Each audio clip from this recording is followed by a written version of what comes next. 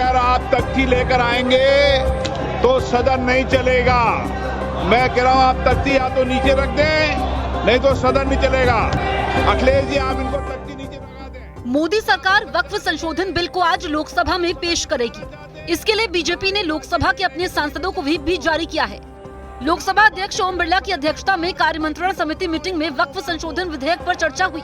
कार्यमंत्रणा समिति की बैठक में विपक्ष ने विधेयक पर चर्चा के लिए 12 घंटे का समय मांगा, लेकिन सरकार ने कहा कि मणिपुर में राष्ट्रपति शासन लगाने की निंदा करने वाले वैधानिक प्रस्ताव पर चर्चा होगी, इसीलिए वक्फ विधेयक के लिए 8 घंटे से अधिक समय नहीं दिया जा सकता। Finally, there was an agreement that the total time to be allocated for discussion on Waqf Amendment Bill would be 8 hours, extendable after taking the sense of the House.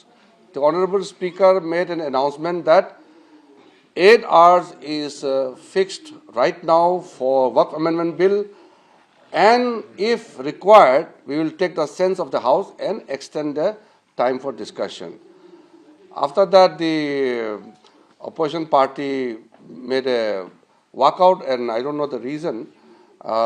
Government is very honestly and keenly looking forward to have a proper discussion on Waqf Amendment Bill, and every member of the Parliament, those who represent different political parties, must get sufficient time and proper time to discuss and speak on the matter, on the subject.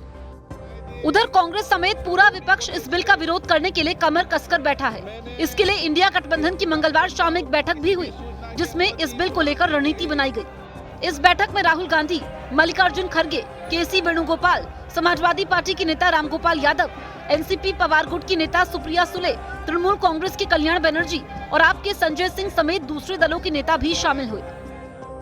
We have asked for a comprehensive discussion on the Waqf Amendment Act. Our views are not being listened to. Congress ने भी अपने सांसदों को सदन में उपस्थित रहने के लिए व्हिप जारी किया है। बिल के समर्थन में एनडीए एकजुट है। इस बिल को लोकसभा से पास करवाने के लिए नंबर 272 का है। एनडीए के पास 293 सांसद हैं। वहीं विपक्ष के पास कांग्रेस के 99 सांसद समेत इंडिया ब्लॉक के सांसदों की संख्या 233 है। वहीं विपक्ष के पास कांग्रेस के 99 सांसद समेत इंडिया ब्लॉक के सांसदों की संख्या 233 है। हाल के दिनों में इंडिया गठबंधन में दरार दिख रही है, लेकिन फिलहाल इस बिल के खिलाफ सारे दल एकजुट हैं। वक्फ बिल लोकसभा में इंट्रोड्यूस होगा, सरकार मोशन मूव करेगा, उसका मोशन पर हम राय देंगे, डिबेट होगा। और क्या आप लोग शुरू से इस बिल का विरोध कर रहे हैं कि ये मुसलमान अभी भी विरोध करेंगे। कुछ उनके साथ दल है जैसे जेडीयू या टीडीपी हो, वो लोग अब कहने लगे कि हम समर्थन कर रहे हैं बिल पास कराने में, सरकार को कोई दिक्कत नहीं होगी। देखते हैं क्या करते हैं।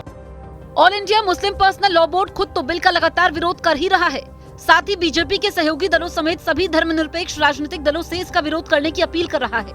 लेकिन समीकरण जो दिख रहा है उससे इस बिल का पास होना तय है।